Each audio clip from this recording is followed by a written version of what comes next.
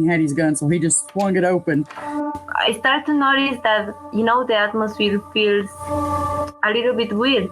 First thing he seen was this 6.5 foot tall, broad shoulder, dark hair. That freaked him out. We hadn't talked to her about like life and death and what any of that means. She's 3 years old, So we turned around. Suddenly there's a whole tree falling across the road. And she was describing to us that, there was a deceased person that she could see visually. You're listening to Cryptid Clues, where we tackle the ever-expanding history and mystery of monsters and supernatural madness every Monday and Friday. You can find us at CryptidClues.ca for more information, or even check out exclusive content such as interviews and D&D campaigns at patreon.com/CryptidClues. Welcome to Cryptid Clues, everybody. I'm your host, Reuben Olson, joined by your also host, Taylor Field. Today's episode is all about the icky yucky commonly reported scent in Bigfoot reports. But before we ask who dealt it, head on over to some more pleasant scents over at CryptidClues.ca. Ask us questions over at our email, cryptidclues@gmail.com. And if you like what you hear, or in this episode's case, inhale, join our Patreon for $1 or more for ad-free exclusive content and D&D episodes at patreon.com/CryptidClues. Finally, you can find us on almost all social media.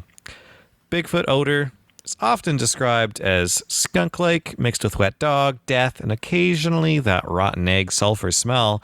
Taylor's going to take us through the journey of predator scents and try to make sense of this all the way up to the big guy himself. So, Taylor, take it away. Yes. By the way, I love your intros. Those always get me. They're fantastic. Thank you. But yes, Sasquatch smells. This is something that we've heard through eyewitness reports, and it is a prominent component to many of our previous discussions.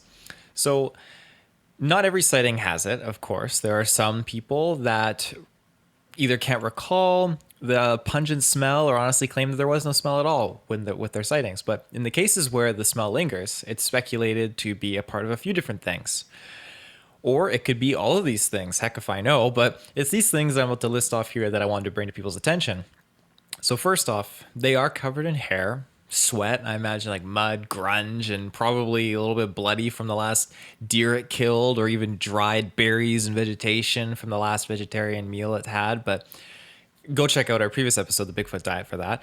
However, you can good callback. Oh yeah, you can deduce no shortage of reasons why a creature like this could naturally be smelly. There are other things like elk, I believe, can get really, really pungent out there in the woods. I think they've been known to like piss and then roll around in it after. Did you say elk instead of elk? It might have sounded like elk. It sounded like elk. I swear I meant to say elk. We have to make it fair. We have to mispronounce the things we commonly pronounce now. Oh, absolutely. We're so good at pronouncing everything else. Right. Now, if you know me well at this point, I like to pull other real-world facts of similar components and possibly apply them to the topic. In this case, silverback gorillas. Now, back in 2014, a scientific paper was published that studied the stench that gorillas output. Researchers basically followed a single male gorilla for 12 months. This male's name was Macumba. Now, this yielded results indicating they used scent to communicate social contexts. This is noted from the study's co-author, Phyllis Lee, who is a psychologist at the University of Stirling in Scotland who studies primates. Gorillas weren't thought to communicate by smell whatsoever initially, but it was until researchers like Diane Fossey, they kept at it, claiming that each gorilla had a unique, pungent, musky scent to them.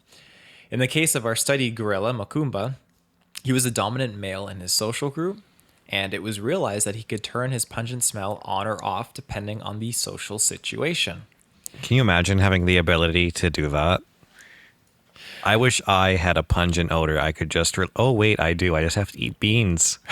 But then we can't manually turn it off and on. It's automatic, right? We don't have control of those settings. I mean, maybe some people do, but I don't. have pretty good control over those settings. Just ask my wife. Well, that's funny because I mean that is funny. That's the excreted way of like not like regular gas. But what if it's coming out of like your pores and your pits and stuff like that? Can you control that? Not consciously, but I know when I get nervous, I do get the Shrek pits and I start to smell like onions. Okay, I'm glad you mentioned that because that's going to be a good foreshadow to the closing part of my notes here. Actually, My Shrek pits? Yes. Oh no. Definitely the Shrek pits. So, for example, we're going back to Macumba. The scent would be extremely noticeable when other gorillas were What a name, by the way. Macumba. I like it. It sounds like it's the Lion King. Yeah, that's exactly what I was thinking. I was thinking of Hakuna Matata, all that good stuff. Yeah. And then there's Macumba, and he just comes down, pungent odor and all. You thought Pumbaa was bad. Macumba, worse than Boomba. So, when a different silverback gorilla was nearby, usually a male, Macumba would shut the scent off. And this is speculated to be a, hey, I'm not telling you who I am or where I am kind of thing. In the case of this other male, maybe challenging him or something along those lines. But with all this information gathered, it suggests that gorillas have at least some conscious control, no matter how minute it might be, over their smell.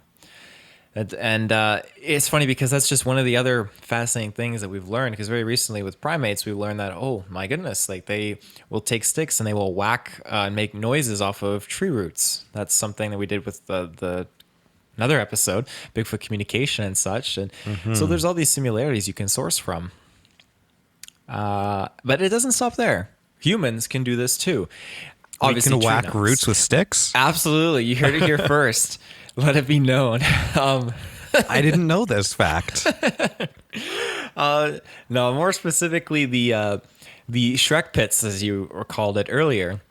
Now, while almost all animals do indeed communicate with smell, you'll notice I am focusing on the species that could be within proximity of Sasquatch. So when it comes to humans, researchers actually thought we lost our ability to smell fear and emotions ages ago.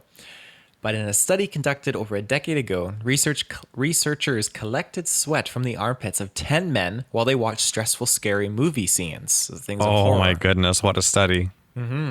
So the researchers then asked 36 women to take a visual test. Were they unknowing, they didn't know what, which batch of pit smell was from which or whatnot. So it was an unknowingly inhaled scent experiment.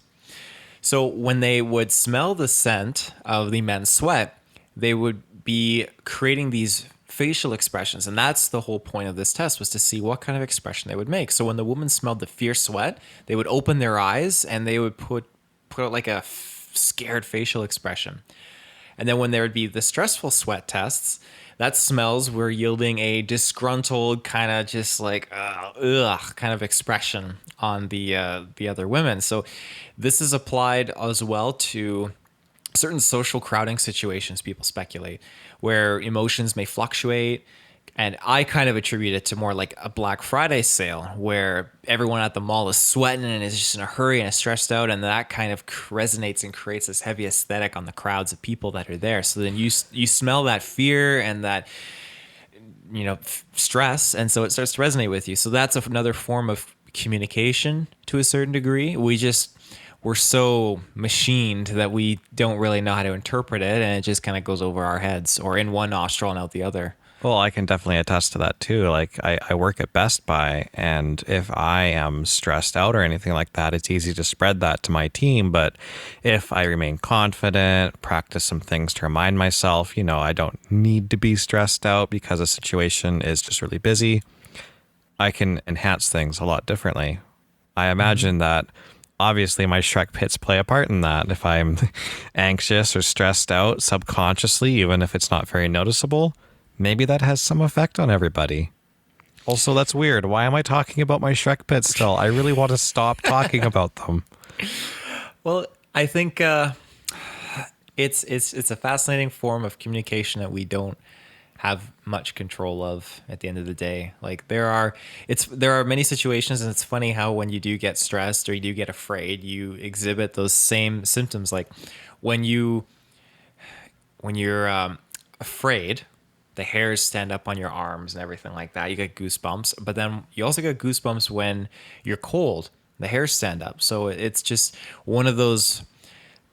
Is primordial the right term? I don't even know. One of those pre-existent. Oh God, what am I trying to say? Not caveman, but like a non really used kind of component of our evolution that at one point in time was a prominent form of communication when dealing with other humans and other animals back in the day, I guess, if that makes sense. Pre-evolutionary trait. I don't know. Yeah, there's probably a word for it that we've lost somewhere along the way. Yeah, but with all that being said, though, I thought it was fascinating to kind of just showcase the facts that even primates have the ability of communication through smell. So is that what Bigfoot is doing when in proximity to us in the woods? When people all of a sudden smell that specific scent out there, like, oh, hey, is this a warning? Is this some kind of communication method here? The scent output could very well be like the gorillas in that it's to keep us warned off from interaction. And if you add that into the possible use of infrasound, and I don't blame many folks for being emotionally compromised in a sighting situation, because then you have those decibels being reached, you have your senses of nose and smell being afflicted too. So Bigfoot's just coming at you on all fronts. It's a sensory overload, you could say. But in the case of Bigfoot, a lot of times it's reported that the smell is of like rotting meat, sometimes like a rotten egg stench. But that's which kind of is where, pretty much what sulfur smells like, interestingly enough. Exactly. And that's where you can kind of tie it into the more religious, maybe like demonic component maybe being attached to it. That's it. All I got from my notes. I know you've got a bunch as well. So I don't have a whole bunch. So well, was there I've got a little bit. Was there anything you wanted to add to what I laid out there with the gorillas? Honestly, besides them maybe being trained in guerrilla warfare, not a whole lot. I don't think I can go too ape with it. But if I want to monkey around, I suppose we could carry on and diverge into the Sasquatch side of the business here. Because honestly, one of the things I'd be very interested to do is note if there's a difference between the odors of encounters where the Sasquatch have a more threatening presence. You were talking about how the gorillas, for instance, release a scent as a form of communication almost. I want to find out if maybe that's something that Sasquatch does. Could that be why sometimes people smell the foul, stinky odors? Could it be why sometimes they don't, if they're maybe non-threatening? And then for that matter as well, if we're leaning over towards the whole idea of, what is a Sasquatch? What could they even be? If it's more of a demonic thing or not, what about the color of eyes that are reported along with these scents? Is there maybe the red-eyed Bigfoots that have the sulfur side to their scent? The ones that have just the glassy black eyes, maybe they don't have that so much. Something I'd really like to dive into and read more about. Because like we've talked before about how Bigfoots with red eyes appear to be almost like a different breed or even like a possessed kind of creature. So if there's sulfur reports, which is commonly associated with the demonic, I'd love to find out if that's just reported along with those specific Bigfoot. And the smell of sulfur in particular is a really interesting topic. Obviously associated with demons because of the mental imagery of fire, stereotypical hell. But putting that aside, if demons do in fact come from deep underground and absorb scent from the air, it would make sense that they would smell like the gases deep within the earth. And 7.5 miles below the surface, it gets pretty stinky. If not for the scent of the depths, there's also the sulfur-like smell associated with decay. Death has a scent after some time, and 1,000-year-old fallen from grace beings probably don't care or use this scent to cause fear as it's a natural human deterrent. So really, what could that have to do with Bigfoot, to keep things on theme here? Obviously, there's the demonic route, or that perhaps some of these creatures are empty vessels that carry around demonic entities from time to time. But what about the natural? It's often been theorized that Sasquatch live in caves, and we've talked before on previous episodes about underground tunnels and networks. And if you go deep enough, I believe you may have your answer for why they could innocently smell like sulfur and release that pungent stinkiness.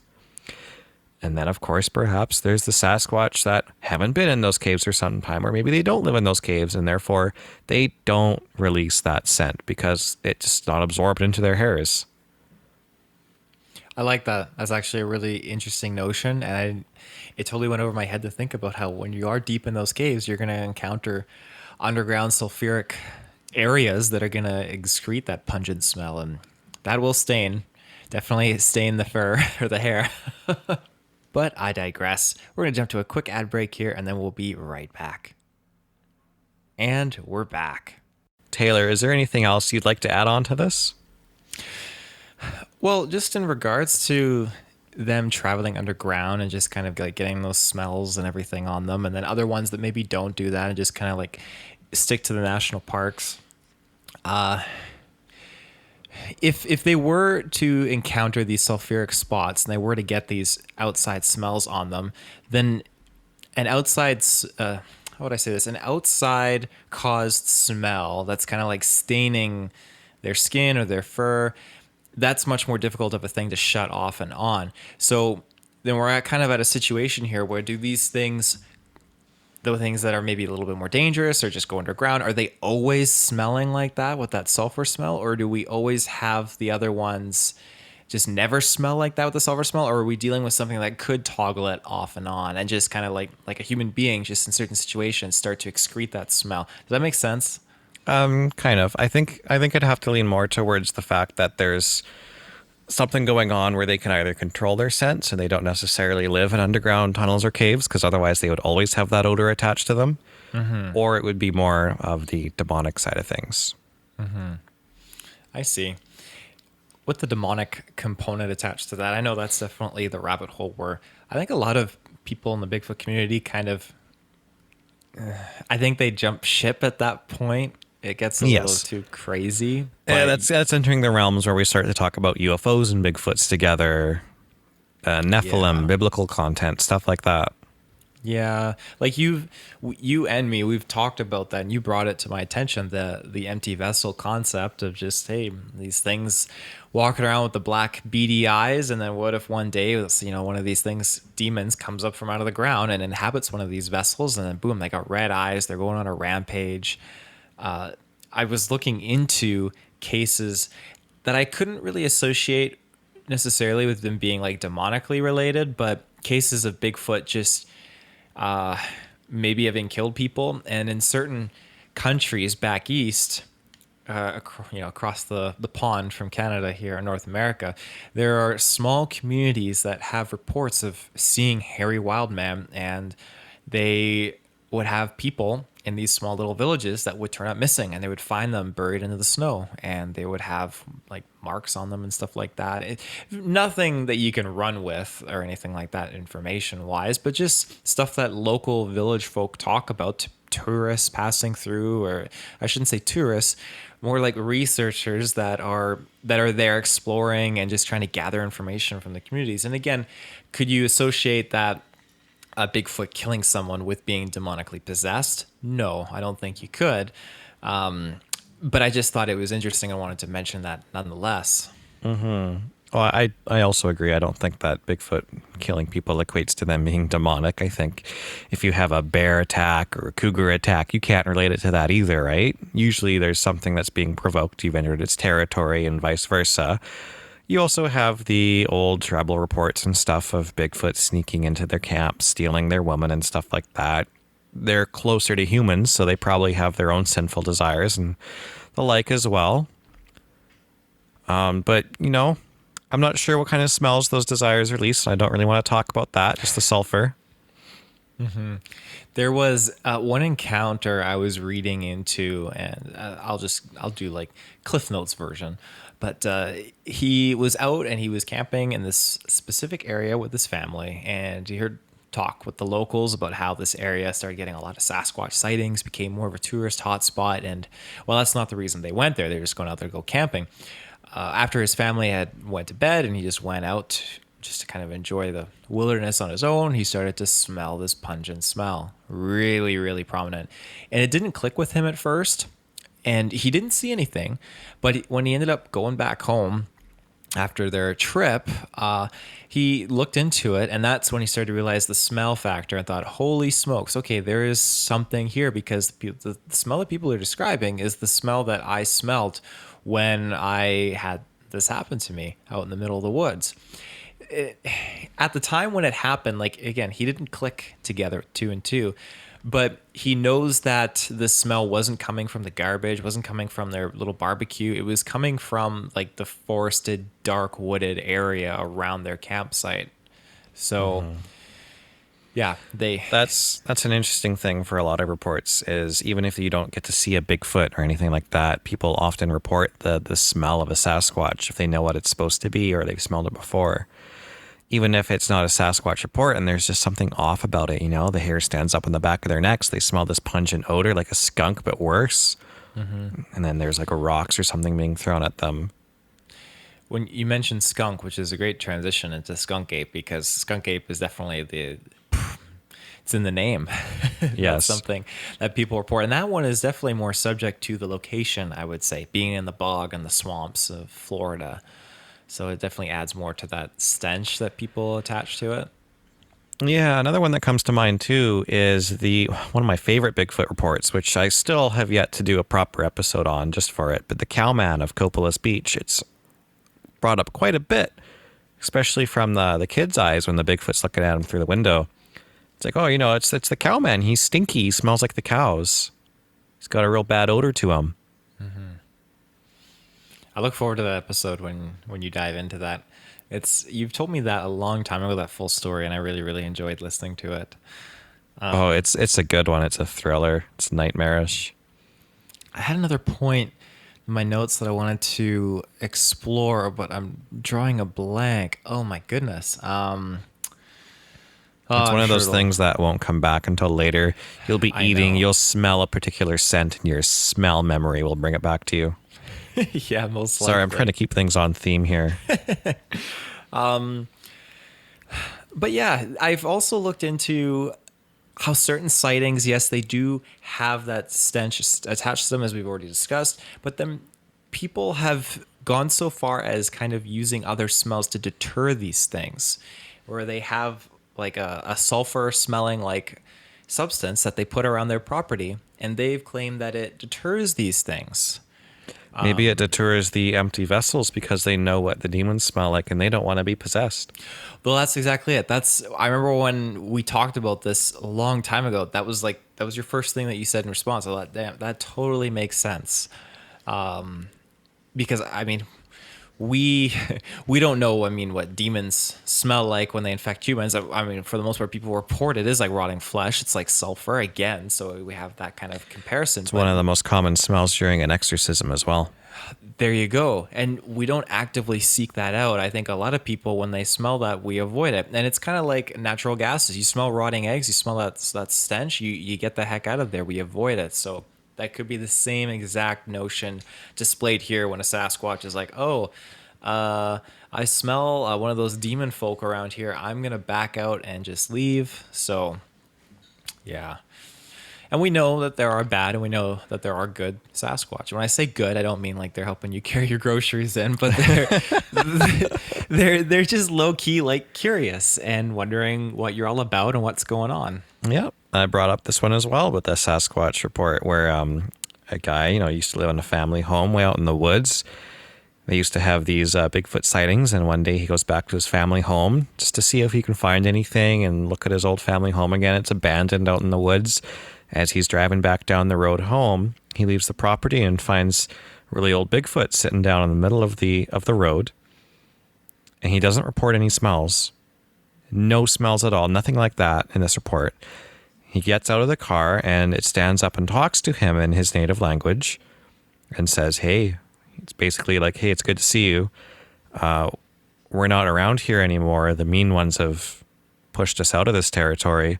But it's good to know you're safe, and I just wanted to let you know, don't be coming back here because we're not going to be able to protect you anymore like we did all those years ago. Okay. It was you that told me this. I was thinking, like, as we were talking during this recording, I was thinking, like, man, there was a story where, there's a good Bigfoot, and these bad ones were cruising into the territory. was like, where did I hear that story from? And it specifically mentions the bad ones as the red-eyed ones. Yes, that's really, really interesting. Yeah, But I'd there love to wasn't find that mention- report again. There wasn't mention of smells, though. No, not that I recall. Although I don't have the report in front of me right now. I am going based off my memory. I know the Cowman of Copolis Beach specifically brings up the smell at certain points, but this one doesn't. Interesting. Yeah, very, very fascinating. So when you say communication, like in their native tongue, in what form of communication is that? Oh, I believe it was a Native American. Native American. Okay, gotcha. Okay. Yeah, well, I think that's pretty much it for this episode. Again, it's just when I'm looking through and trying to gather information for what kind of a topic we could look into, I thought, okay, well, Bigfoot smell is extremely notable with sightings, but people don't talk about it. And I think that there's something there, hence what we just talked about. We got into it because like it's not just a smell, but there is something behind it. Like silverback gorillas, they use it as communication. Like humans, it can convey emotions and convey. They don't talk about it because it only gets them a 20-minute episode. Yeah, well, apparently, but no, I just think that at the end of the day, there is depth to it, and I think that just by us talking about it and acknowledging and speaking to it, it goes a long way. And hopefully, people from the Bigfoot community can think, oh, maybe there's something going on with the smells. A little bit more we got to look into. I guess, kind of in closing to my overall notes here, there's another little bit of information I read where people speculate that they have these specific sweat glands under their armpits where it allows them to kind of like excrete this smell to some sort of degree. Like the Sasquatch have these specific sweat Sasquatch glands? would, yeah. I guess that's a good theory. It would make sense. But until we have a body, there's no picking apart the pores. Yeah, exactly. That's picking apart the pores. You've been killing it with these puns this episode. I love it. But yeah, that's pretty much it. Then all I got. But yeah, I'll let you close us off here. You enjoy closing them off. Oh, goodness. I've never closed us off. I just have to go back through my intro notes, essentially. But hey, everybody, thank you for listening to, yet again, another episode of Cryptid Clues. You can always find us over on our website, CryptidClues.ca. Remember to go ask us some questions over at our email, CryptidClues@gmail.com. And if you like what you hear, support us on Patreon. Again, it's as low as $1 for more ad-free exclusive content, D&D episodes, patreon.com/cryptidclues. You can find us on almost all social media. And feel free, if you've made it this far, to go give us a shout out in the review, leave us a couple of stars, probably more than 2, hopefully more than 2 stars. And just say hello. And I believe that's all from me, Taylor. You can do the bye-byes this time. There you go. No, that was fantastically done. Thank you very much, Reuben. You know what? I don't think I've done this yet, but I'm going to drop a couple of thank yous here in closing because not too long ago we had YouTube. It just pops off. People love us on YouTube, and I can't thank you guys enough for tuning into our YouTube episodes and just dropping the support. But one fellow by the name of Jenky1044 dropped us a great comment. Great show, gentlemen. Very interesting. Well done. Thank you very much. And we have another one. This was very, very recent. Fred Dog. I don't know why you guys don't have more subscribers. Great show. Love Ron Moorhead. He knows his stuff. All the best for the future. Keep them coming. Stay safe, everyone. Love from Scotland. These folks are fantastic, and it's super cool to know that we're kind of making our way over to Scotland. And that warms my heart, honestly. That's the best thing. Mm-hmm. Absolutely. But yes, if you didn't know, we have interviewed Ron Moorhead. That was a fantastic episode that is also on our feed, so go check that out. But yeah, until next time, everybody, thank you for tuning in to this episode of Cryptid Clues. Take care and stay safe. Bye-bye. You made me say it.